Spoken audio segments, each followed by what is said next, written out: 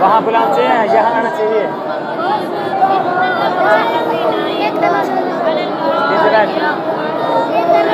अरे पागल है क्या करता है तुमको यहाँ आना चाहिए, बच्चे से मिलने हैं, बच्चों को कर जाना चाहिए। वो बड़े हैं, ये बड़े अल्लाह कुरान पढ़ रहे हैं, अल्लाह कुरान छोड़कर वहाँ जाएंगे, उनको यहाँ आना चाहिए। फिर जाओ उनको यहीं बुला के बरामदे में, सारी तरतीब बना रखी है मदरसे की, बुला के यहाँ बरामदे में, यहाँ मिलेंगे। जल्दी जाओ।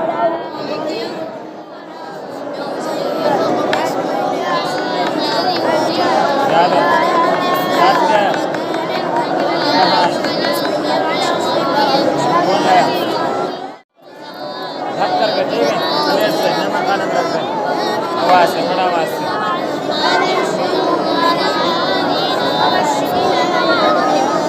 बस